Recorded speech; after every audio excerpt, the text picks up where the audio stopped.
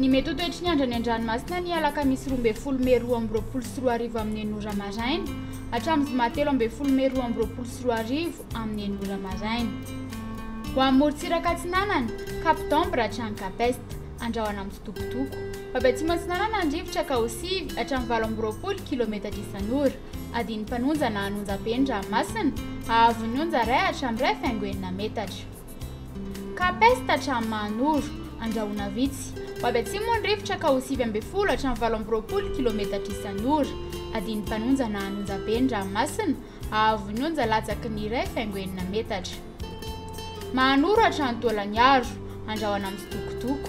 Atsimo amin'ny ankapobeny andrivotra ka ho 7 hatramin'ny 7:10 km/h hahatratra 20 km/h indraindray anonjam-peny Ramasina ahavon'ny onja 2,3 hatramin'ny 2,9 metatra. Taolagnaro hatrany Cap Sainte-Marie andrahoana amin'ny fitokotoko na ibalika ny masoandro. Atsimo na atsimo atsinanana andrivotra ka ho 7 hatramin'ny 7:10 km/h anonjam-peny Ramasina ahavon'ny onja 2,5 hatramin'ny 2 metatra. Ho amin'ny morontsiraka andrefana Cap Sainte-Marie hatrany Cap Saint-Vincent andrahoana amin'ny fitokotoko na ibalika ny masoandro.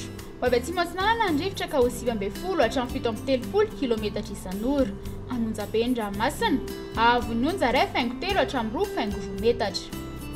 Cap Saint-Vincent hatrany Cap Saint-André ibalika ny masoandro. Atsimo na atsimo andrefana andrivotra ka ho 7 hatramin'ny 20 km/h adiny mpanonja ny Ramasina ahavon'ny onja latsaky ny 2,2 metatra. Cap Saint-André hatrany Analalava ibalika ny masoandro. Atsimo amin'ny ankapobeny ny fitsokon-drivotra ny maraina ka ho 7 hatramin'ny 7:10 km/h andrefana kosa ny tolakandro ka ho 7 hatramin'ny 7:10 km/h ho toy ny Ramasina ahavon'ny onja latsaky ny 8,5 metatra.